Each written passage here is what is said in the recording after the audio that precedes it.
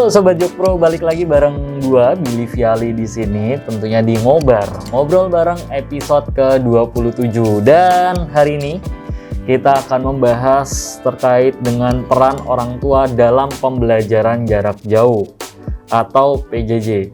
Dan hari ini juga kita sudah kehadiran seorang tamu yang sangat spesial. Beliau adalah aktivis sosial di lingkungan sekitar dan beliau juga menjadi guru dadakan pada masa pandemi ini karena adanya PJJ atau pembelajaran jarak jauh yang diberlakukan oleh Kementerian Pendidikan dan Kebudayaan. Kita akan bahas bagaimana peran orang tua dalam pembelajaran jarak jauh bersama Ibu Mahda. Halo Ibu. Halo. Apa kabar? Alhamdulillah. Alhamdulillah baik. Ini kita mungkin lepas masker dulu ya Bu, biar teman-teman atau Sobat Jokpro tahu wajah Ibu seperti apa gitu ya. Baik, saya copot dulu. Ya nggak apa-apa, karena kan kita semua sudah vaksin dan sudah di swab gitu Bu. Iya. Iya, halo Ibu, apa kabar? Baik, alhamdulillah. Sebelumnya terima kasih Bu, di tengah kesibukan Ibu sudah meluangkan waktu untuk hadir di studio kita di Jokpro 2024. Baik. Ibu, sebelum kita ngobrol jauh, kita pengen tahu nih teman-teman atau Sobat Jokpro dimanapun yang sedang lihat atau menonton channel ini, kita pengen tahu keseharian Ibu tinggal di mana, Ibu asli mana, boleh diceritakan Bu? Oh baik.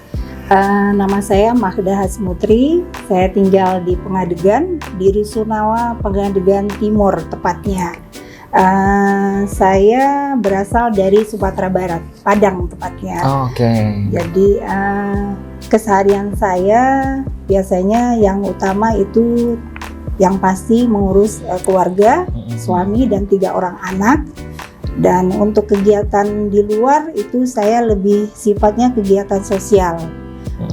Beberapa kegiatan sosial yang saya lakukan itu ya seperti posyandu. Saya juga di gugus COVID, saya juga Bu RT, dan saya juga memegang 1 unit koperasi. Gitu. Dan beberapa hal lain lah yang saya lakukan sehari-hari yang ada gitu. Berarti emang kegiatan Ibu setiap harinya padat nih sebenarnya. Iya, sangat benar. Sibuk ya Bu. Iya, Bu ada RT, saja sih. Pokoknya ada aja ya. Iya. Apalagi Ibu sebagai Ibu RT juga. Iya benar. Biasanya Ibu RT itu galak Bu. Ngurusin warga. Ngurusin warga. Nah Bu, sesuai dengan tema pada hari ini, peran orang tua dalam pembelajaran jarak jauh. Jadi kan Ibu tadi sudah menjelaskan dan menceritakan dan menyampaikan ke teman-teman atau Sobat Jokpro bahwa Ibu tuh ibu rumah tangga, terus kemudian seorang istri, kemudian juga aktivis sosial yang lainnya. Nah, kita tahu ya Bu, pada saat pandemi COVID-19 ini membawa perubahan yang banyak sekali. Pasti aktivitas yang tadinya offline sekarang jadi serba online kan. Nah, salah satunya menjadi guru sekolah dadakan di rumah untuk anak-anak Ibu. Nah, apakah Ibu punya kendala dalam hal tersebut, apalagi dengan aktivitas Ibu? Kalau waktu baru-baru pandemi itu memang berasa sekali ada perubahan. Kaget dalam keseharian karena beralih. Kalau untuk pembelajaran anak-anak itu kita sebenarnya berbeda di waktu saja. Biasanya kalau waktu sebelum COVID itu kita mengajar anak-anak itu malam. Mengejarin PR kan gitu. Tapi kalau sekarang kita dituntut untuk pada siang hari untuk mengerjakan tugas-tugas sekolah gitu. Kalau kendalanya di waktu itu memang berasa sekali. Biasanya saya pagi setelah mengurus rumah, anak-anak udah berangkat sekolah, saya sudah bisa berkegiatan sosial. Tapi selama pandemi itu kita berubah yang jadwalnya malam jadi pagi atau siang untuk membantu anak-anak kita pembelajaran jarak jauh itu. Gitu. Nah, hanya itu. Nah, ibu memang kayak sengaja mengumpulkan anak-anak di sekitar di rusun, terus akhirnya belajar bareng, ngajarin, atau memang cuma anak-anak ibu aja atau gimana, Bu? Kalau untuk itu saya hanya khusus mengajari anak-anak saya aja. Kalau untuk anak-anak mereka, karena kita di rusun ya, khususnya di rusun punya keterbatasan. Karena apa? Kita tidak boleh mengumpulkan orang karena masa-masa pandemi gitu. Prokesnya harus kita jaga.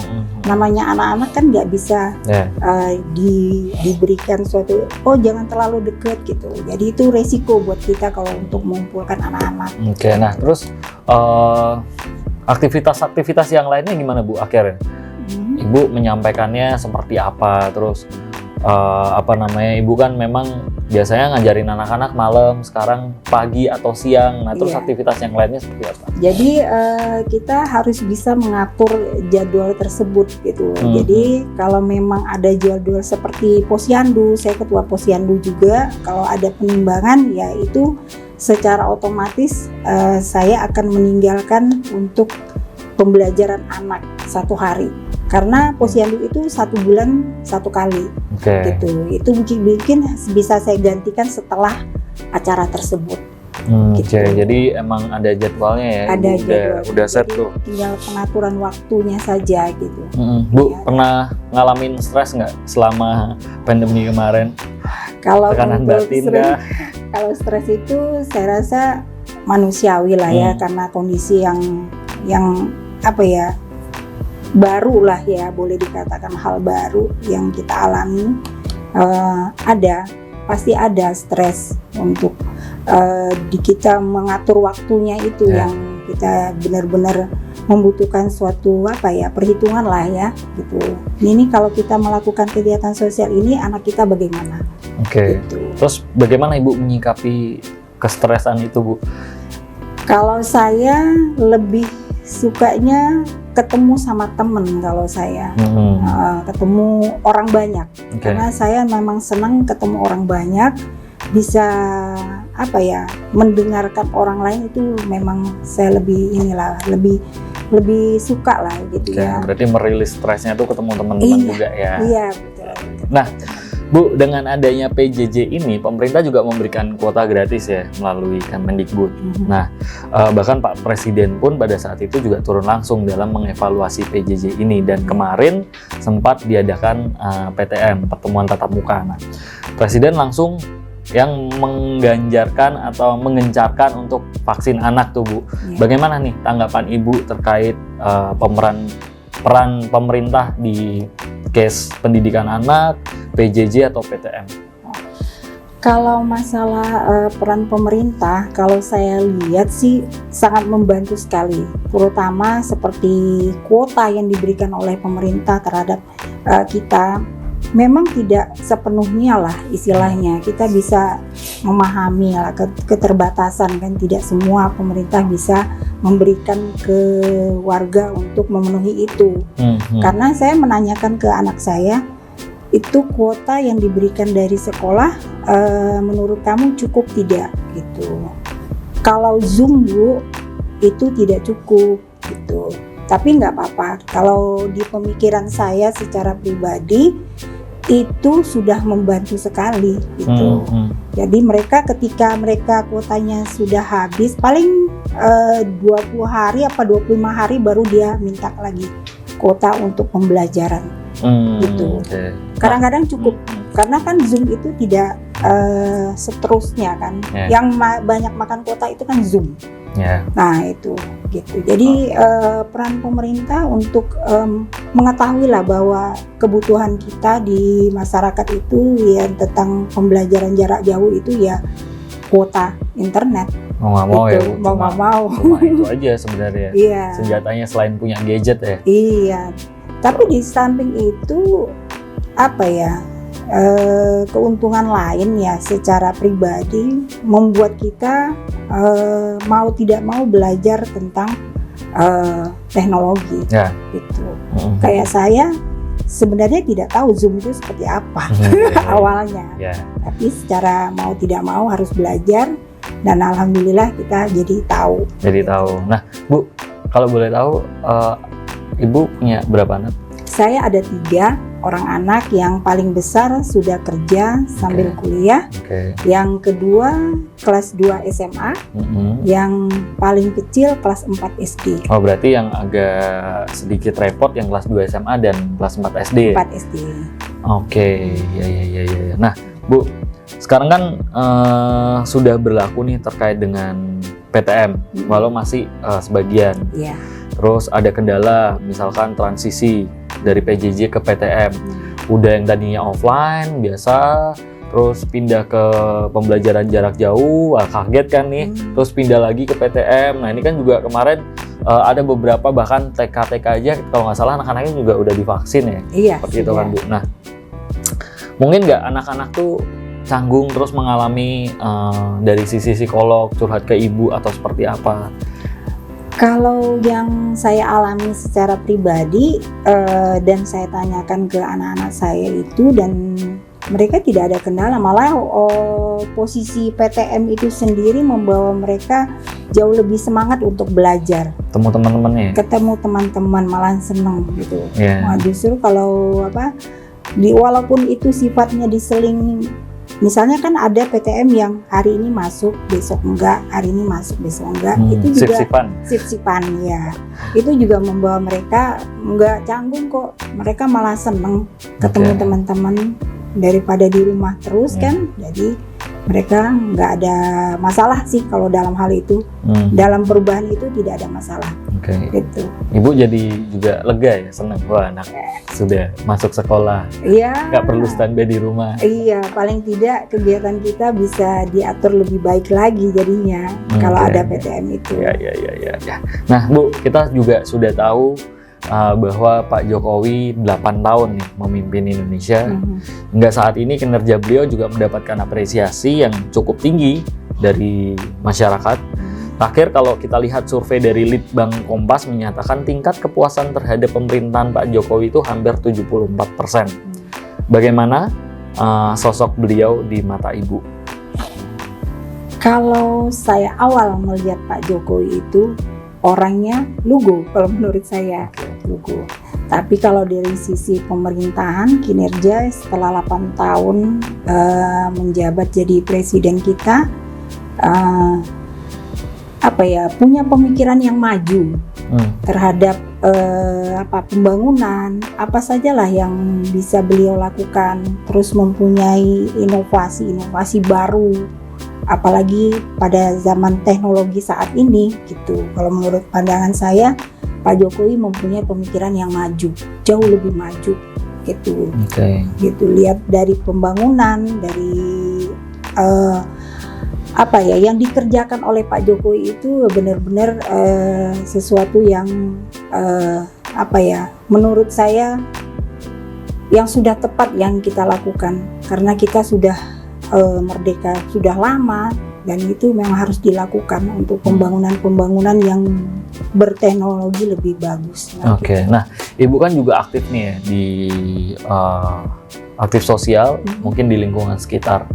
Selain ibu rumah tangga juga Ibu ketua RT sama Posyandu ya? Ketua Posyandu ya? Iya, ketua Posyandu. Nah, apa yang Ibu rasakan, manfaat yang Ibu rasakan ketika Pak Jokowi menjabat?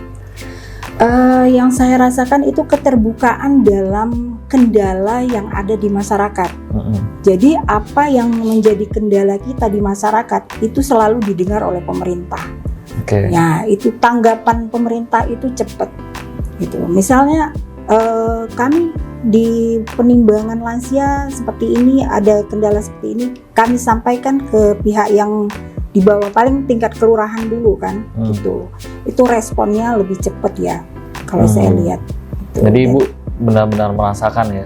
Iya, saya merasakan sekali gitu. Iya. Nah, berarti sangat menarik sekali Sobat Jopro perbincangan saya dengan Ibu Mahna. Bu, menurut Ibu secara objektif, apa yang perlu dipertahankan dari pemerintahan Pak Jokowi saat ini? Kalau yang harus dipertahankan itu yaitu kerja pembangunan yang sekarang yang sedang dijalankan, infrastruktur yang sedang dijalankan, oleh Pak Jokowi. Mudah-mudahan itu berjalan dengan lancar yang kami harapkan, karena itu memang dikerjakan dengan sungguh-sungguh untuk kepentingan rakyat. Gitu. Kalau yang saya lihat itu infrastruktur yang dibangun sekarang ini kan untuk kepentingan rakyat. Iya, betul. Buat pertumbuhan ekonomi yang pastinya akan lebih maju ya. Iya, benar. Nah, Bu, terakhir nih Bu, mungkin bisa disampaikan ke Sobat Jokpro harapan Ibu terhadap pemerintahan saat ini. Harapan kami sebagai rakyat, apalagi kami rakyat kecil, berharap Pak Jokowi terus melakukan kerja-kerja yang untuk menjadikan negara Indonesia lebih maju dan lebih mendengarkan kami di tingkat rakyat kecil lah istilahnya. Apa sih yang menjadi kendala kami di apalagi kami pekerja sosial, lebih didengar oleh Pak Jokowi agar masyarakat merasakan apa yang dilakukan pemerintah itu benar-benar untuk rakyat. Kami yakin Pak Jokowi mempunyai landasan Pancasila, yaitu keadilan sosial yang benar-benar Bapak pegang, dan pemerintah yang Bapak pimpin saat ini benar-benar memperhatikan kami di bawah sebagai rakyat kecil. Mungkin itu Mas harapan kami sebagai rakyat biasa, rakyat kecil yang bisa mungkin didengar Pak Jokowi juga. Oke, mantap Bu. Itu harapannya Ibu Mahda sebagai aktivis sosial, sebagai ibu rumah tangga, dan sebagai guru dadakan untuk anak-anaknya guys. Karena mau nggak mau harus ngajarin, terus kemudian belajar teknologi, jadi harus fast learning ya Bu. Benar. Gitu. Nah, itu dia Sobat Jokpro, obrolan saya Billy Viali dengan Ibu Mahda, seorang aktivis sosial yang bermanfaat bagi teman-teman di sekitarnya. Dan Bu, sebelum kita akhiri, kita minum dulu ya Bu. Oh, boleh. Ngobrolnya sudah banyak tadi. Tos dulu.